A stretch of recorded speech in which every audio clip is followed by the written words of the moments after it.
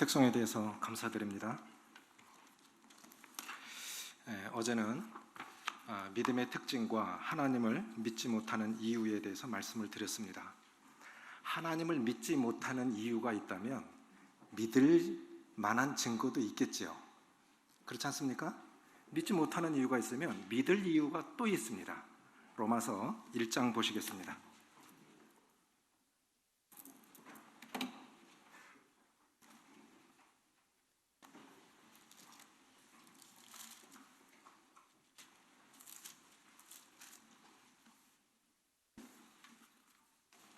로마서 1장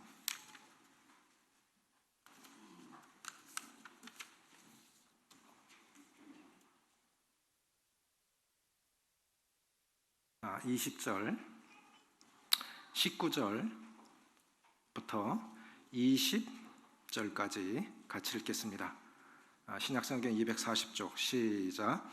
이는 하나님을 알만한 것이 그들 속에 보임이라. 하나님께서 이를 그들에게 보이셨느니라. 창세로부터 그의 보이지 아니하는 것들 곧 그의 영원하신 능력과 신성이 그가 만드신 만물에 분명히 보여 알려졌나니 그러므로 그들이 핑계하지 못할지니라. 성경은 분명하게 말씀하시기를 핑계할 수 없는 증거들을 분명히 주셨다는 겁니다. 그러니까 우리가 생각을 하면 하나님을 믿지 않을 수가 없습니다.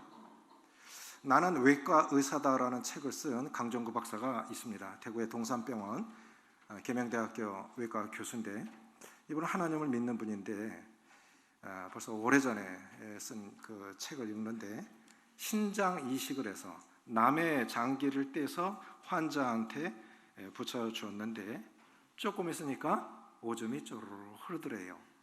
그래서 이분이 울었다고 그래요. 의사가 한 것은 이 사람 장기 떼어서 이 사람에게 붙여서 꼬매준 것밖에 없는데 소변이 흐르르 흘러가더라는 거예요. 그래서 그분이 하신 말씀이 의사가 정직하면 하나님을 안 믿을 수가 없다.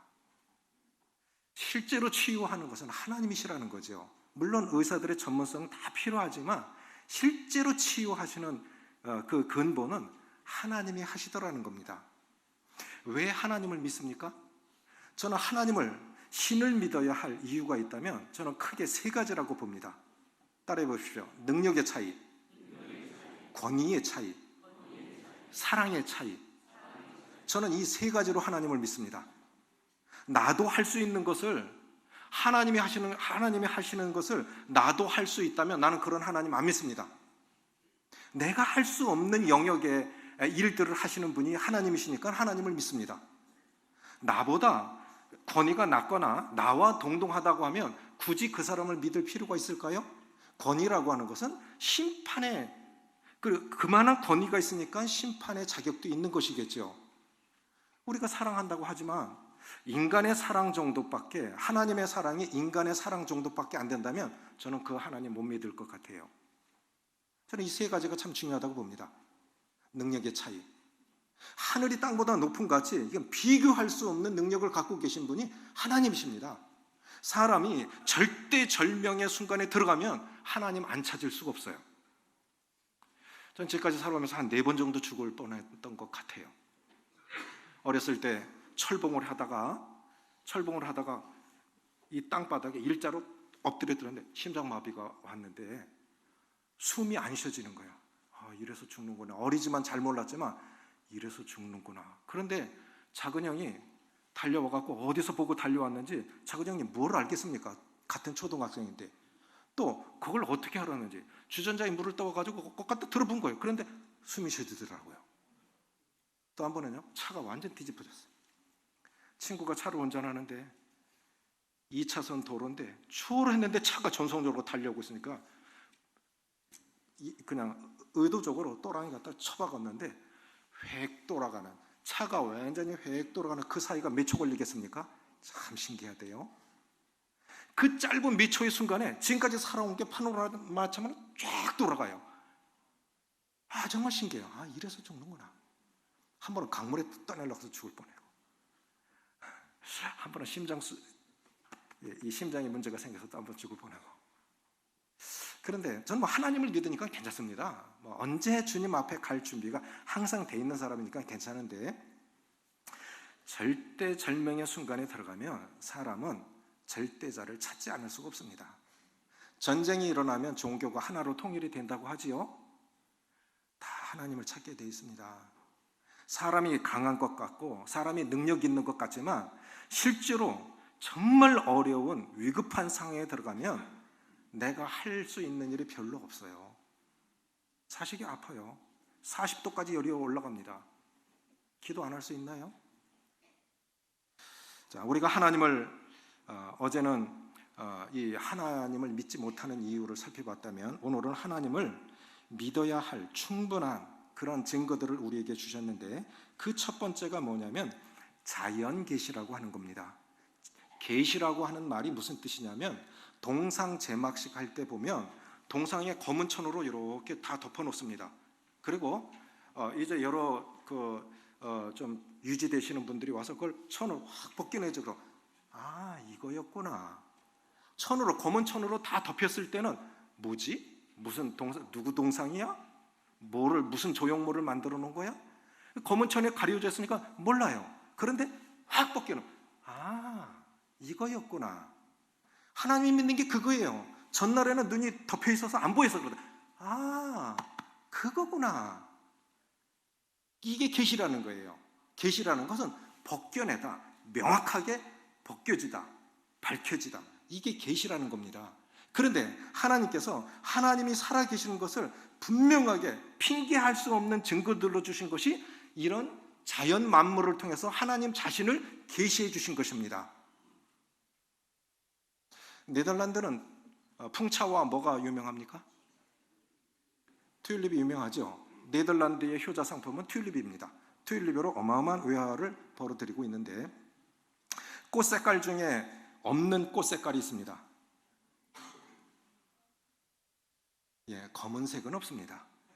검은색에 가까운 꽃 색깔은 있지만 검은색은 없습니다. 그런데 없는 것을 만들어내면 부르는 게 값이에요.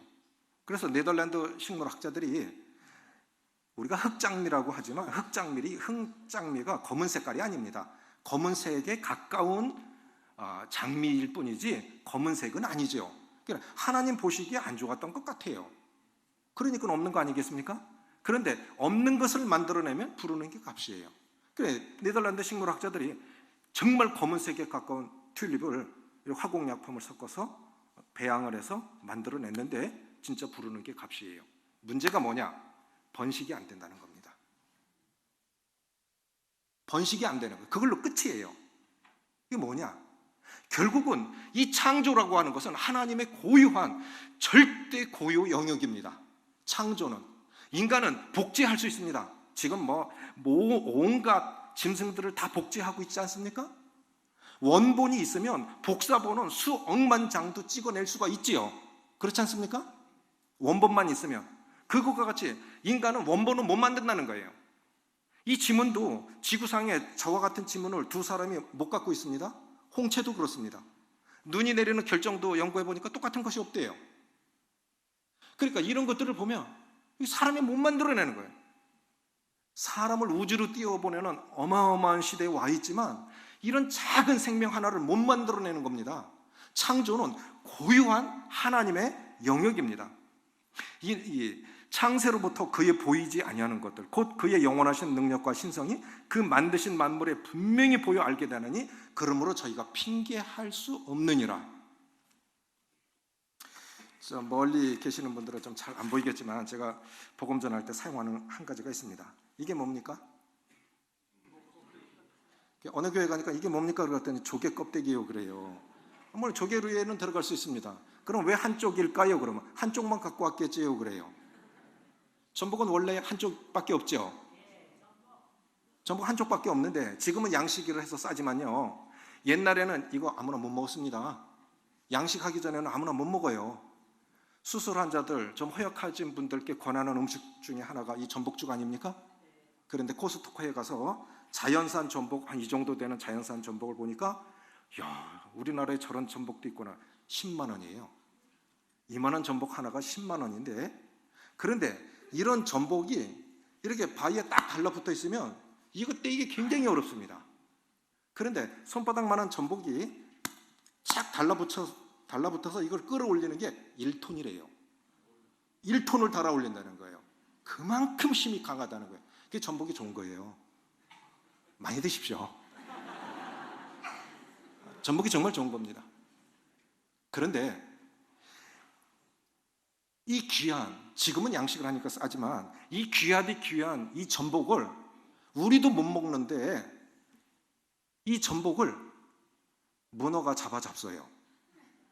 이 전복을 어떻게 잡아먹을까요? 저는 너무너무 신기했어요. 이거 어떻게 잡아먹을까요? 사람이 조금만 생각하면요, 하나님 안 믿고는 못 견딜 것 같아요. 뒤에는 안 보이시지만 이 똑같은 어종도요, 중동 지방에는 어마어마하게 큽니다. 전복이 이만해요. 전복이. 그래가지고 확실하게 보이는데 뒤에서는 안 보이시겠지만 여기 자세히 보면요, 이 전복에 구멍이 뻥뻥뻥뻥 뚫려 있어요. 이게 숨구멍이에요.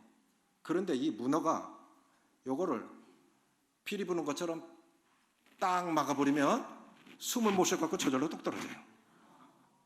그리고 이걸 잡는 거예요. 만약에 이것이 우리처럼 문어 다리에 뼈가 있습니까? 없습니까? 없지요. 그 연체동물, 그 힘을 그거 가지고 떨어져라 그러면 전복이 뭐라 그럴까요? 웃기고 있네. 안 떨어지겠죠? 그럼 저는 가만히 생각을 해봤어요. 하나님이 모든 것을 만드시고 다 살게 하셨습니다. 다 먹고 살게 하셨어요. 문어는 문어대로, 사람은 사람대로 모든 것들을 창조하시고 다 살도록 지혜를 주신 거예요. 욥기 38장 보시겠습니다.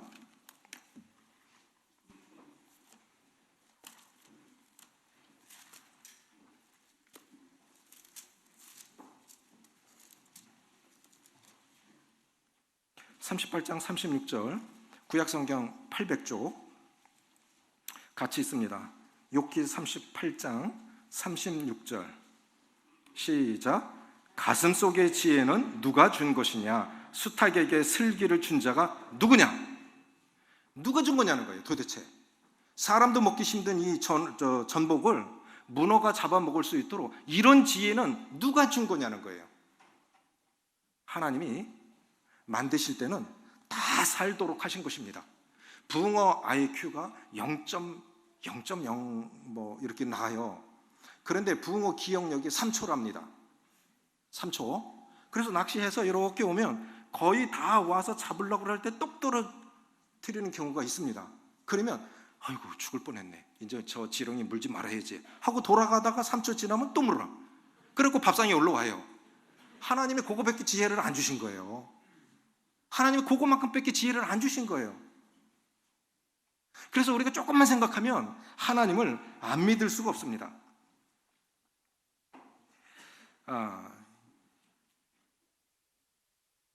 이 두 번째는 뭐냐면, 그래 우리가 잘 한번 생각해 보십시오. 하나님이 계시다는 이 살아있는 증거. 첫째는 자연 계시, 만드신 만물에 하나님의 신성과 능력이, 어떻게 때가 되니까 죽은 것 같은 나무에 잎을 피우고 꽃을 피우고 열매를 맺지 않습니까? 정말 신기하지요? 그거 다 하나님이 하시는 건데, 그래서 어느 분은 이 자연 만물을 가리켜 이 모든 자연 만물 속에는 하나님의 그 고유한 능력과 성품과 모든 것들을 다 새겨 놓으셨는데 이것은 하나님의 지문과 같다. 하나님의 지문과 같다 라고 말씀을 하셨어요. 두 번째는 뭐냐면 양심 계시입니다. 우리가 생각을 하면 하나님을 안 믿을 수가 없어요. 자, 로마서 2장 14절입니다. 로마서 2장 14절에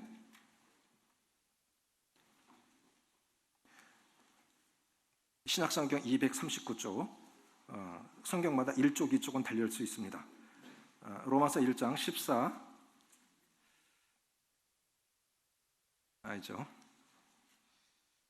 2장 14, 15절 같이 읽습니다. 시작. 율법 없는 이방인이 본성으로 율법의 일을 행할 때는 이 사람은 율법이 없어도 자기가 자기에게 율법이 되나니 이런 이들은 그 양심이 증거가 되어 그 생각들이 서로 혹은 고발하며 혹은 변명하여 그 마음에 새긴 율법의 행위를 나타내느니라. 하나님께서 선택하신 유대인들에게는 율법을 주셨습니다. 계명을 주셨습니다. 법을 주셨습니다. 그래서 그 법을 통해서 하나님 이것은 하라, 이것은 하지 마라. 그래서 그 법을 통해서 하나님의 뜻을 알 수가 있었는데 이 유대인이 아닌 이방인들에게는 양심이 율법의 역할을 해서 때로는 양심이 이건 아니잖아, 이건 아니잖아. 이렇게 하나님을 알 수 있도록 하셨는데 이 양심은 다른 말로 하면 하늘의 법정이란 뜻입니다. 하늘의 법정. 세상 법에는 저촉이 안 됩니다. 그런데 양심이 자꾸 나를 가책하게 만들어요. 몸과 영혼의 관계가 이런 관계인데, 자, 몸이 아프면 통증이 오지요. 맞습니까? 어디가 아프든 몸이 아프면 통증이 옵니다. 그러나 양심이 잘못되면 가책을 느낍니다. 맞습니까? 그게 하나님이 하신 건데 사람에게만 그래요. 사람들에게는 이 양심이 있어서 때로 이 양심이 혹은 고발하고 혹은 정죄하면서 그 양심이 하늘 법정이 하나님의 역할을 대신하는 것입니다. 이 어머니가 이 게임에 빠져있는 그 아들에게 철수야 그랬습니다. 근데 그거는 게임 그만해 라고 그렇게 부르는 것이 아니라 그냥 같이 밥 먹자 하려고 철수야 그러니까 그만할게요 그랬어요. 밥 먹으려고 그런 거예요. 철수야 그러니까 밥 먹자 그러려고 하는데 철수야 그러니까 그만할게요. 이게 뭐가 그런 거예요? 양심이.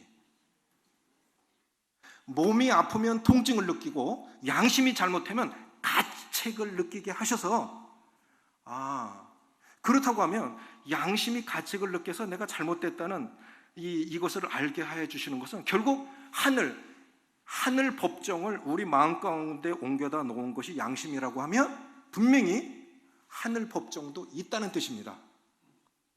지금도 일부 문화와 문명이 없는 원시인들이 있지요. 옷도 안 입고 사는 원시인들이 있지 않습니까? 그들은 어떤 성문화된 법이 없습니다. 그런데 그들도 살인, 간음, 불효 이런 것들을 중죄로 다스린대요. 그럼 어디서 온 것일까요? 성경에서 인간 도리의 근본을 부모 공경이라고 말씀하셨습니다. 613경을 압축하면 10계명이 되고 이 10계명을 둘로 나누면 하나님께 대한 책임, 사람에게 대한 책임입니다. 1계명부터 4계명까지는 하나님께 대한 책임, 5계명부터 6계명까지 10계명까지 6계명은 사람이 사람에게 지켜야 할 계명인데 사람이 사람에게 지켜야 할 첫 번째 계명이 뭐냐면 내 부모를 공경하라. 그러면 내가 땅에서 잘되고 장수하리라. 이것은 약속 있는 첫 계명이니 인간 도리의 근본을 부모 공경으로 말씀하고 계십니다. 그래서 기독교를 부모도 모른다고 하는 사람은 그건 잘못 알고 있는 거예요. 기독교에서 가르치는 것은 인간 도리의 금, 네가 어디서 왔는데? 부모로부터. 그럼 그 부모는? 부모 없이 온 사람 있습니까? 인간 도리의 근본은 부모 공경입니다. 그런데 그런 계명이 없는데도 우리 양심이 부모에게 잘해야 한다고는 그런 마음이 있어요. 오래전의 일입니다. 저희 둘 딸은 다 출가를 했는데 아이들이 3학년, 4학년, 연년생인데 그 정도 됐을 텐데 어버이날인데 얘들이 꽃을 안 달아줘요. 저녁 때가 됐는데도 안 달아줘. 야, 진짜 준비 안 했냐? 그랬더니 그거 꼭 달아야 돼요? 그러는 거예요. 이런 괘씸한 것들. 그래서 쫓아내보냈어요. 그러더니 해는 넘어갔는데 집에는 못 들어가고 울고 돌아다니더라고. 그 아파트에서 위에서 이렇게 쳐다보니까 양심에 가책이 오는 거예요. 너는 아버지한테 잘하냐? 제가 막내인데 아버님을 8년간 모셨습니다. 너는 아버님한테 잘하냐? 똑같이 제 아내와 제가 똑같이 양심의 가책을 느끼고 회개한 거예요. 얘네들이 한 거는 정말 잘한 건 아니지만 난 아버님한테 참 잘하나? 그래서 회개했어요. 아버님한테 공적으로 회개를 했어요. 자식한테 이렇게 요구하면서 저 아버지한테 참 잘못하고 있는 것 같습니다. 이것이 양심이 아니겠습니까? 살아있는 양심. 그런데 양심이 죽은 사람도 있습니다. 죽은 양심은 뭐냐? 이런 집회, 어느 교회에서 이런 집회, 복음 집회가 열리고 있었는데 이분은 하나님 안 믿는 사람인데 하나님 믿는 사람들 골탕 먹이려고 작정하고 온 거예요. 그것도 심장이 강심장이라 강사를 골탕 먹이려고 일부러 작정하고 온 거예요. 성경도 조금 압니다. 복음을 전하고 있는데 냅다 대고 손을 들더니 잠깐만요. 다 그쪽을 쳐다보지요. 그리고 손을 들더니 강사님 잠깐만요. 예? 말씀하십시오. 강사님은 수고하고 무거운 짐진 자들아 다 내게로 오라. 내가 너희를 쉬게 하리라 그랬는데 나는 하나도 안 무거운데요? 이랬어요. 자기는 안 무겁다는 거예요. 그래서 성경은 분명히 말씀하시기를 수고하고 무거운 짐진 자들아 다 내게로 오라. 내가 너희를 쉬게 하리라 했는데 나는 안 무거운데요? 이거 답 못하면 복음 집회 끝나는 거예요. 저것도 대답 못하네. 그러면서 무슨 영혼의 답을 준다고? 강사들이 그 정도 답도 못 갖고 다닐까요? 근데 그분을 창피해 주면 또 안 되잖아요. 그러면서 분명히 답은 줘야 되지 않습니까? 앉으십시오. 그래 놓고 자, 여기 한 분이 돌아가셨습니다. 시신이 뇌에 있는데 그 시신 위에 50kg의 무게를 올려놓으면 무겁다 하겠습니까? 100kg의 무게를 올려놓으면 무겁다 하겠습니까? 무겁다 하겠습니까? 아니, 시체가 뭘 느껴요? 그렇지 않습니까? 시체 위에 아무리 무거운 거 올려놔도 무겁다 합니까? 못 느끼지요. 당신은 양심이 죽었어. 그러니까 못 느끼는 거야. 어떻게 인간이 살아있는 양심이라면 어떻게 양심의 가책을 못 느끼고 살아? 당신 양심은 죽은 거야. 그러니까 얼굴이 뻘개져서 냅다 대고 도망가더라는 거예요. 우리 양심이 살아있다고 하면 하나님 금방 믿어요. 그건 죽은 양심이기 때문에 그렇습니다. 그래서 사람이 이 양심이 죽은 경우가 두 가지인데 양심이 무디어지면 처음 잘못할 때 떨리지요. 자꾸 그 일을 하면 죄를 반복하면 무디어져 갖고 양심의 가책도 못 느낍니다. 두 번째는 뭐냐면 전도서 8장 11절입니다. 같이 읽겠습니다. 전도서 8장 11절.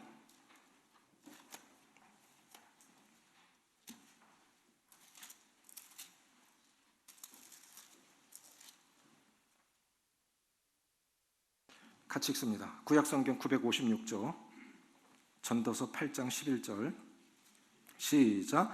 악한 일에 관한 징벌이 속히 실행되지 아니하므로 인생들이 악을 행하는데 마음이 담대하도다. 우리가 뭔가 조금만 잘못했을 때 하나님께서 바로바로 징계하신다면 우리는 그래도 조금 바르게 살아가겠지요. 그런데 잘못을 해도 하나님 바로바로 징계 안 하십니다. 그러니까 담대해지는 거예요. 죄 짓는데 담대해집니다. 그래서 양심이 무디어집니다. 두 가지를 말씀드렸습니다. 사람은 아무리 작은 것도 창조할 수는 없다. 이 창조 영역은 전적인 하나님의 고유 영역이다 하는 것이고, 양심을 통해서 내가 내 양심이 나에게 가책을 느끼고 내가 바른 길로 가지 않을 때 이렇게 정죄한다고 하면 하늘 법정에서 하나님 앞에 섰을 때 공의로운 심판 속에서 어떤 재판을 받겠습니까? 세 번째는 뭐냐면 영원 세계에 대한 동경입니다. 전도서 3장 11절 보십시오. 성경이 사실이라는 걸 믿어지면, 성경 속에 있는 모든 것들이 믿어지면 금방 구원받습니다. 전도서 3장 11절 같이 읽습니다. 시작. 하나님이 모든 것을 지으시되 때를 따라 아름답게 하셨고 또 사람들에게는 영원을 사모하는 마음을 주셨느니라.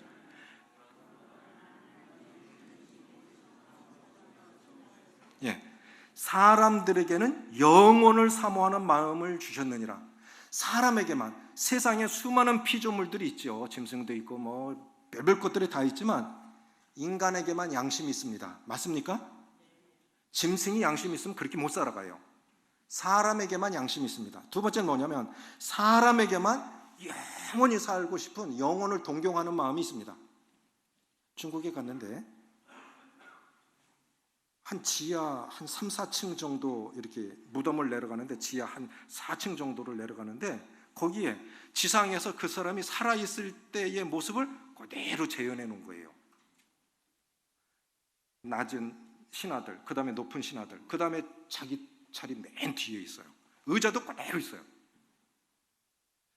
진시황이 인간의 모습을 닮은 똑같은 흙으로 만든 토용을 두 가지도 아니고 10만 명의 사람 모양의 이 토기로 사람을 빚어서 이 땅속에 묻고 그것을 만든 사람을 다 생매장 시켜 죽었다고 그러죠. 그럼 왜 그런 거예요? 죽어서도 영원히 통치하고 싶은 거 아닙니까? 사람 마음에 영원히 살고 싶은, 우리가 여기 안 늙으신 분들 잘 모르겠지만요, 늙어도 마음 안 변해요. 늙어도 마음은 안 늙습니다. 어르신들 맞습니까? 늙어도 마음이 안 늙어요. 그리고 영원히 살고 싶은 마음이 있어요. 이것은 영원히 살고 싶은 이런 이 마음이 있다는 것은 우리가 영원 세계로부터 왔다는 증거입니다. 그러니까 영원 세계로부터 왔기 때문에 영원 세계로 돌아갈 것을 아니까 우리 마음에 그렇게 영원 세계를 동경하는 것입니다. 우리에게 시각을 주셨잖아요. 그렇죠? 왜 눈을 주셨을까요? 눈을 주셨어요. 이거는 보이는 세계가 있다는 뜻 아니겠습니까? 보이는 세계가 있으니까 눈을 주신 거예요. 들리는 세계가 있으니까 귀를 주셨죠. 맛의 세계가 있어요. 그러니까 혀가 있습니다. 냄새도 있지요. 물질 세계가 있으니까 촉각이라는 게 있습니다. 맞습니까? 그렇게 5가지 감각기관을 주신 것은 그런 세계가 있기 때문이에요. 그러면 영원히 살고 싶은 이 마음도 영원 세계가 있기 때문에 동경을 하는 거예요. 없는 것을 동경하는 것이 아니라. 우리가 지옥 얘기도 많이 하지 않습니까? 교통지옥, 입시지옥, 뭐 그렇게 얘기하지 않습니까?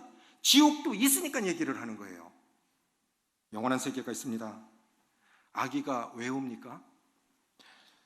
저희 교회에 있다가 지금 원주교회로 가신 그 조종사 형제님이 있는데 아이가 셋이에요.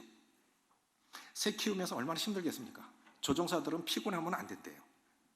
그게 1,300억 정도 갑니다. F-15 한 대가.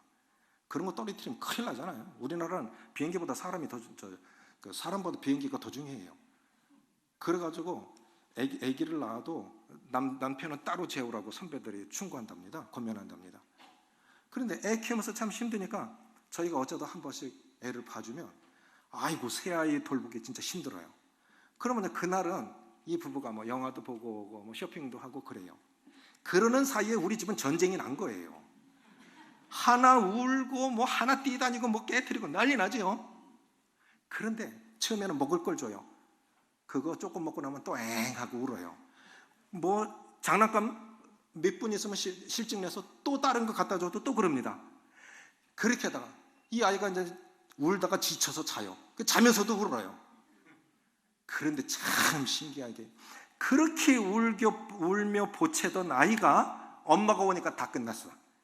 엄마가 오니까 엄마하고 상관없이 놀고 있더라고. 저희가 봐줄 때는 그렇게 울고 난리 법석을 치더니 엄마 얼굴 딱 보이니까 엄마하고 상관없이 놀아요. 인간이 그런 겁니다. 인간이 하나님 못 만나서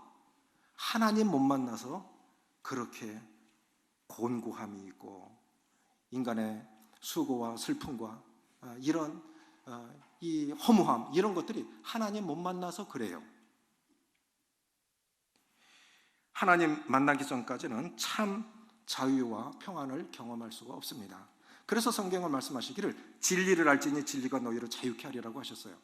자, 이렇게 핑계할 수 없는 증거들을 주셨는데, 자, 하나님을 믿어야 할 첫 번째 이유, 자연계시, 양심계시, 영원한 세계에 대한 동경. 또 하나는 뭐냐면 그 영혼이 처한 위험 때문입니다. 복음 집회할 때 사람들 겁주려고 지옥 얘기하는 거 아닙니다. 요한일서 4장 18절 보실게요. 요한일서 4장 18절입니다.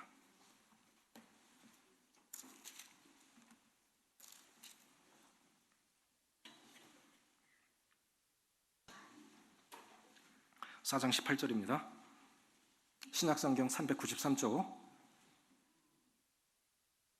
시작.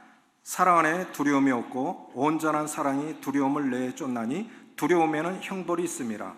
두려워하는 자는 사랑 안에서 온전히 이루지 못하니. 왜 죽는 게 두려운 것일까요?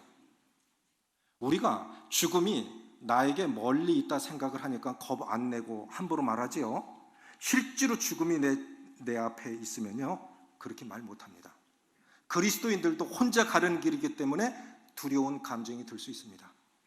한 3일 전에 도축장에 소를 끌고 들어갔는데 소가 그 도축하러 끌고 들어간 그 사람을 받아서 죽였어요. 사람이 죽었어요. 매스컴에 나왔죠. 그런데 저도 시골에서 소를 많이 키워봤는데 소가 끌려갈 때 울어요. 소는 알아요. 자기가 죽는다는 걸 알아요. 소가 끌려갈 때는요, 그 순진한 큰 눈방울에서 눈물 뚝뚝 떨어뜨리며 가요. 하나님께서 인간들의 영혼을 빼가실 때는 두려운 거예요. 제 처가에 가족 한 분을 장례 이렇게 치르는데, 경북대학교 병원 장례식장에서 장례를 치르는데, 저는 염을 그렇게 잘하는 사람을 못 봤습니다. 저는 이제 목회를 하니까 임종도 많이 보고 장례식 많이 가지 않습니까? 산 사람을 자기가 입는 것이 아니고 남의 옷을 입혀주는, 산 사람도 남의 옷 입혀주기가 쉽지가 않은데 죽은 시신을, 그것도 천을 덮어놓고, 가족들이 고인의 몸을 못 보도록 천을 덮어놓고 둘이 조를 맞춰서, 호흡을 맞춰서 착착착착 이렇게 입히는데 너무 잘하는 거예요. 야, 어떻게 저렇게 잘할까? 정말 잘하시네요. 그랬더니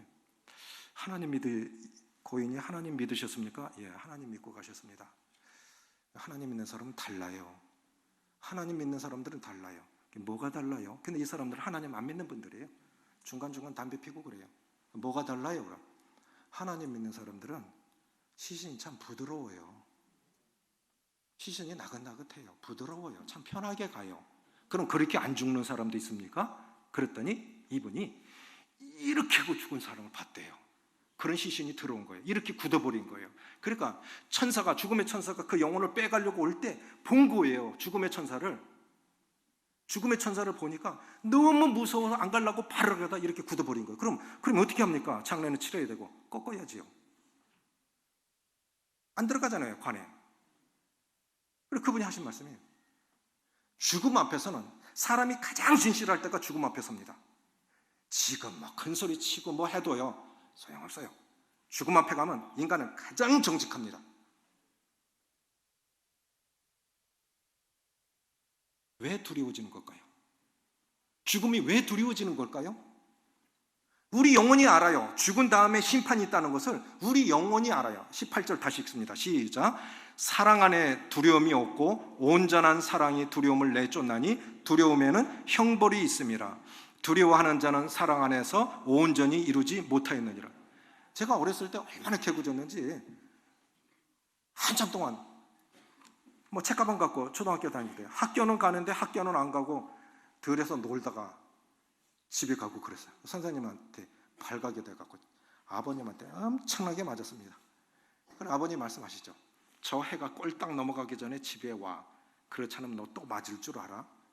그런데 그 모습을 못 이겨서 이제는 오늘은 학교 가야지. 그런데 들로 간 거예요.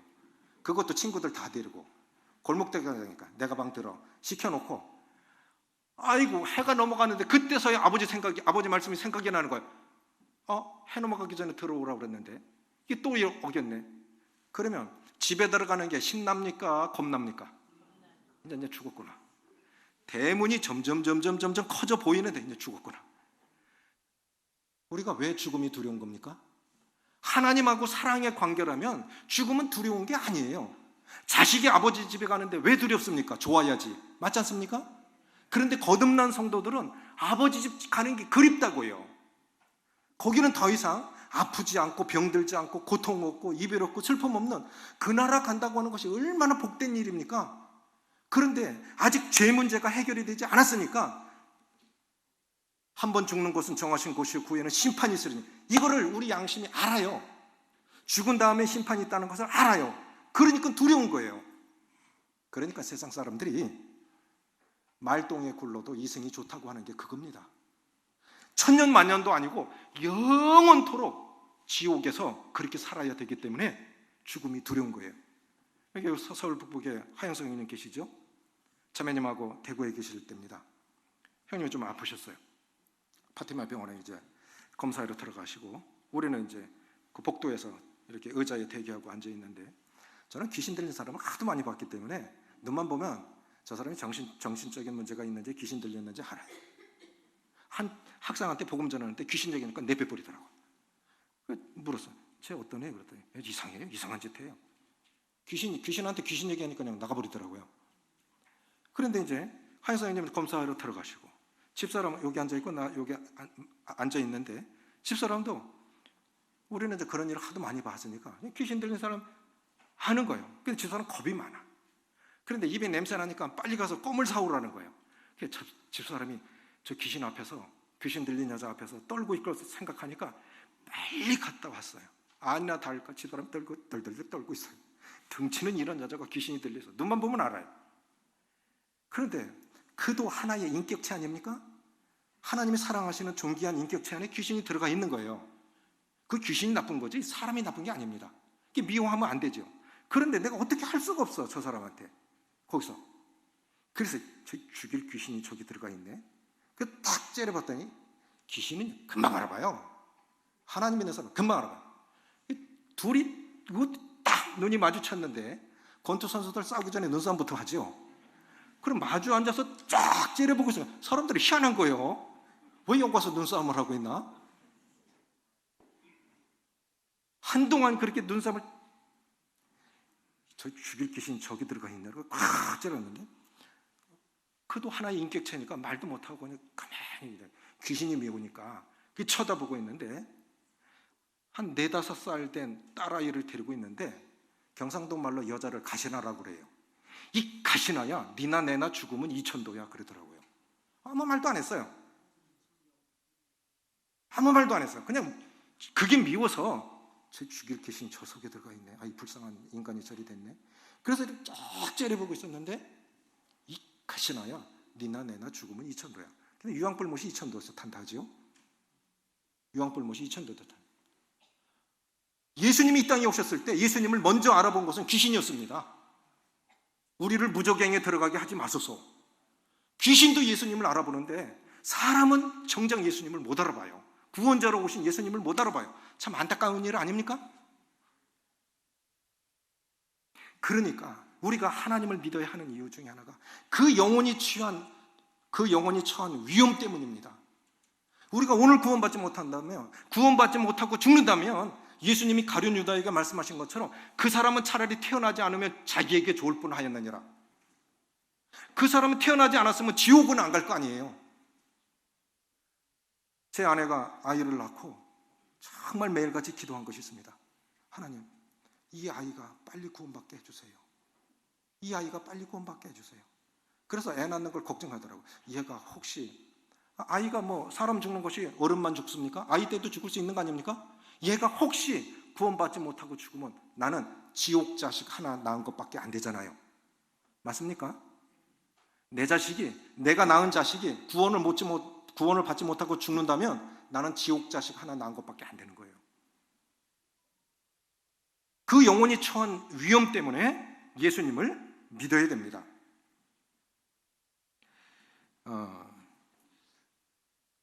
에덴의 동쪽이라는 책이나 영화를 보시거나 읽으신 분들 계십니까? 에덴의 동쪽이라는 존 슈타인백이라고 하는 분이 노벨 문학상을 받은 미국 분인데, 그 얘기가 그겁니다. 자, 하나님께서 아담과 하와가 범죄했을 때 내쫓으셨습니다. 동쪽으로 쫓겨났습니다. 그리고 생명나무는 그룹들과 두루 도는 화영검으로 지키셨죠. 인간은 동쪽으로 쫓겨났는데 하나님이 인간이 쫓겨난 동쪽으로 성막문을 내셨어요. 쫓겨난 쪽으로 은혜의 문을 열어놓으셨습니다. 그것이 에덴의 동쪽이라는 책이에요. 영화도 그렇습니다. 그런데 이분이 이제 임종 때 친구들이, 이렇게 주위 사람들이, 지인들이 많이 왔는데, 죽을 사람이 뭐라고 그랬느냐면, 여보게들 답이 무엇인가? 죽을 사람이 이런 말을 하는 거예요. 여보게들 답이 무엇이었지? 생뚱맞게 이런 말을 하니까 당황한 거예요. 그러니까 또 이런 말을 해요. 그럼 답을 모른다면 질문이 뭐였지? 여보게들, 답이 무엇이었지? 답을 모른다면 질문이 무엇이었지?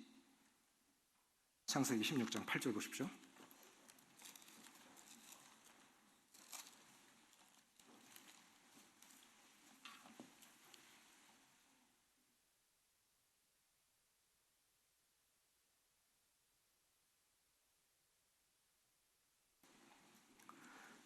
창세기 19조 같이 읽습니다. 시작. 이르되 사레의 여종 하가라, 내가 어디서 왔으며 어디로 가느냐? 그가 이르되 나는 나의 여주인 사레를 피하여 동안. 이 말씀을 그렇게 얘기한 거예요. 여보게들, 인생은 어디서 와서 어디로 가는 거야? 그래, 자네들 준비돼 있어? 이거 물은 겁니다. 인생은 이미 태어나서 살고 있지만 인생의 근본이 어디서 왔는지 알지 못하고 살고 있고, 모든 사람들이 죽는 것을 알고 나 자신도 죽는 것을 알아요. 그런데 언제 어디서 어떻게 죽을지를 모르고 삽니다. 그리고 죽은 후에는 어떻게 될 줄을 모르고 살아가는 게 그게 인생이에요. 인생은 어디서 왔다 어디로 가는 걸까요? 성경 말씀하십니다. 한 번 죽는 것은 정하신 것이요 그 후에는 심판이 있으리라. 인간이 하나님과 인간이 다른 이유, 하나님은 능력이 있죠. 하나님은 권위가 있죠. 그러면 심판하시는 권위도 있고 하나님의 사랑이 크시기 때문에 구원의 능력도 있습니다. 인생은 어디서 와서 어디로 가는 것일까요? 영상 잠깐 한번 보실까요?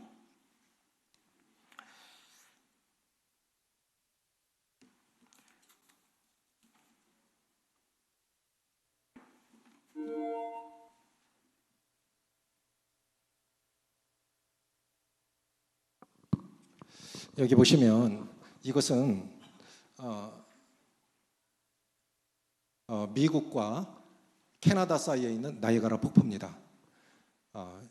현장에는 없고 지도상에만 나와 있는 귀환불능 지점. 이거는 되돌아갈 수 없는 지점. 그러니까 요만큼 오기 전에 되돌아가라는 거예요.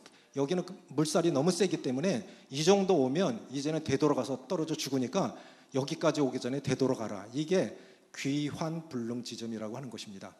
그런데 이 귀환불능 지점이 우리 인생 속에 계속 이어집니다. 여기 보십시오. 유년기가 있죠. 청소년기가 있습니다. 이 청소년기는 이미 유년기를 지나온 거예요. 돌아서 다시 돌아갈 수 없는 지점을 돌아온 거예요. 이 결혼 참 좋을 때죠. 그런데 유년기, 청소년기 다 지나왔습니다. 되돌아가지 못합니다. 중장년기, 노년기. 그 후에는 어떻게 되는 것일까요? 유년기에 한번 보시죠. 예쁘죠? 이런 손주 보고 싶죠? 참 예쁩니다. 그러면 이렇게 가만히 있을까요? 한번 넘겨보시죠. 학생 때. 이때는 떠들어야 돼요. 말갈량잎 같이 그냥 까르르 울고 하고 참 좋을 때죠. 그런데 이미 유아기를 지났습니다. 이때로 가만히 있을까요? 인생은 어디서 왔다 어디로 가는 걸까요? 계속 가고 있습니다. 요거는 찰스 황태자 부부 결혼할 때인데 81년도에 전 세계 2억의 인구가 시청했다고 하는 겁니다. 저는 인생 가운데 가장 행복할 때가 결혼할 때라고 생각이 되어집니다. 그런데 요렇게만 있을까요? 계속 어디론가 갑니다. 자, 이제 컬러여서 흑백으로 바뀌었습니다. 이제는 멋있는 것도 필요 없어요. 머리 뚝 자르고 이제 잿빛 인생이 됐습니다. 이제 컬러 시대 갔습니다. 이제 잿빛 인생입니다. 이렇게만 있나요? 지금 뭘 생각하고 있는 걸까요? 인생 뭘 생각하고 있는 걸까요? 성경은 말씀하시기를 짐승들은 죽어서 땅으로 내려가고 혼은 그 주시는 하나님께로 돌아가기 전에 기억하라. 이제 남은 건 뭐만 남아 있습니까? 어르신들한테 좀 아닙니다. 잠깐만요. 죄송한데 이제 뭐만 남아 있습니까? 다 죽음이 다가와요. 다가와서 결국은 잡힙니다. 넘겨보세요. 자, 사망의 그물에 잡혔습니다. 욥기 보시겠습니다. 욥기 18장 14절. 아니 거기요. 예. 욥기 18장 14절 같이 읽습니다. 700 구약성경 778조 욥기 18장 14절 같이 읽습니다. 시작. 그가 의지하던 것들이 장막에서 뽑히며 그는 공포의 왕에게로 잡혀가고. 장막이라고 하는 것이 육체를 말합니다. 육신을 믿고 살았어요. 나 아직 건강하거든. 나 아직 일할 수 있고 나 아직 뭐든지 할 수 있거든. 육신을 믿고 살았는데 하나님이 영혼을 뽑아 가시는 거예요. 그게 죽음입니다. 그가 의지하던 것들이 장막에서 뽑히며 그는 공포의 왕에게로 사로잡혀가고. 9장 전도서 9장 12절 보십시오. 전도서 9장 12절. 언젠가는 잡힙니다. 전도서 9장 12절 같이 읽습니다. 957쪽 시작. 분명히 사람은 자기의 시기도 알지 못하나니 물고기들이 재앙의 그물에 걸리고 새들이 올무에 걸림같이 인생들도 재앙의 날이 그들에게 호련히 임하면 거기 걸리느니라. 언젠가는 걸리게 돼 있습니다. 자, 재앙의 그물에 걸렸죠. 그 다음, 자, 심장이 언제까지 뛸까요? 심장이 언제까지 뛸까요? 이것은요, 1945년도에 히로시마에서 발견된 소목시계인데 이 원전폭탄이 얼마나 뜨거웠던지 그 가죽 타버리고 시침하고 분침이 시계에 녹아서 달라붙어 버렸어요. 그래가지고 히로시마에 핵폭탄이 터진 시각을 정확하게 알려주고 있는 시계입니다. 내 심장도 언젠가 멎습니다. 맞습니까? 언젠간 죽습니다. 그 다음에는요.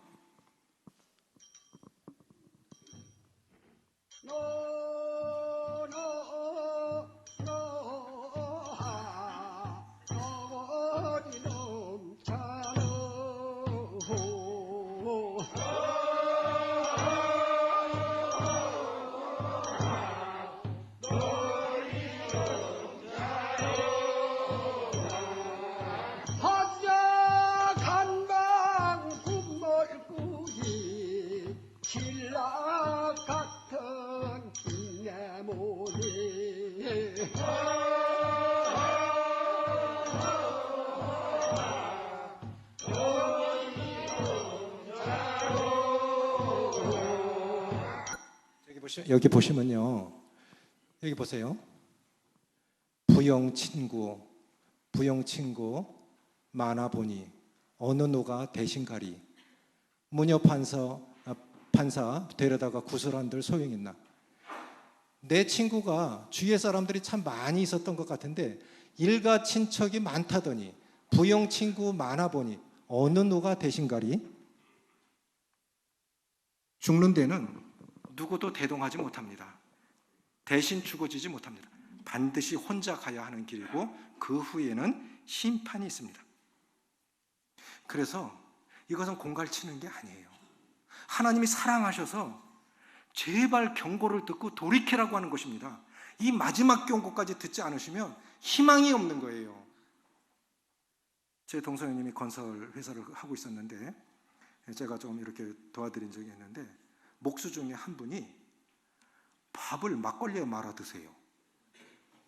그리고 나중에 술 중독이 돼서 이제 쓰러진 거예요. 건축 현장에서 쓰러진 겁니다. 그래서 제가 적십자병원에 모시고 갔는데 의사가 다른 거 안 보더니 당신 술 끊어. 그렇지 않으면 죽어. 그러니까 그 다음부터는 처음에는 물에 말아 먹다가 다음에는 반찬하고 같이 조금씩 그냥 살기 위해서 억지로 그냥 일단 술은 끊은 거예요. 당신 그러면 죽어.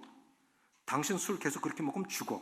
그러니까 일단 술 대신 물에 말아 먹다가 그 다음에 반찬을 먹으니까 한 달 정도 지나니까 얼굴에 살이 토실토실 찌더라고요. 그래 건강해졌어요. 우리에게 때때로 경고가 올 때가 있습니다. 내 인생에 경고가 주어질 때 빨리 돌이키셔야 됩니다. 하나님이 사랑하셔서 그렇게 하신 겁니다. 뱃속에서의 10달 뱃속에 있는 10달 건강이 결국은 인생 7, 80년을 결정짓습니다. 뱃속에서 건강해야 돼요. 뱃속에서 불구로 나오는 아이가 살아서 건강해질까요? 팔 없이 나온 아이가 태어나면 팔이 생깁니까?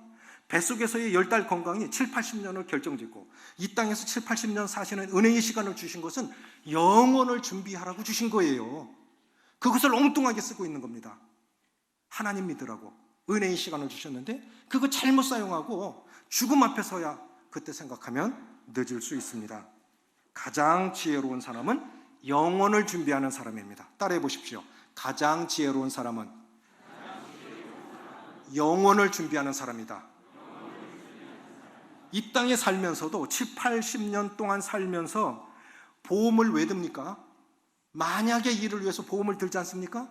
그것이 실제적으로 도움을 준다고요. 그렇다면 이 땅에 살면서도 보험을 드는데 하물며 영원 세계가 분명히 있다면 준비해야 되지 않겠습니까? 아모스 4장 12절 보시고 마치겠습니다. 아모스 4장 12절.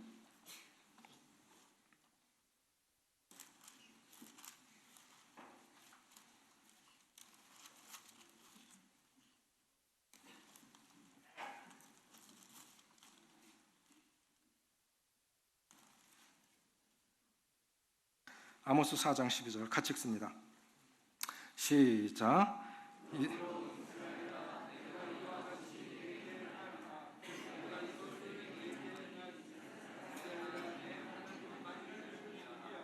따라해 보십시오. 이스라엘아, 내 하나님 만나기를 예비하라.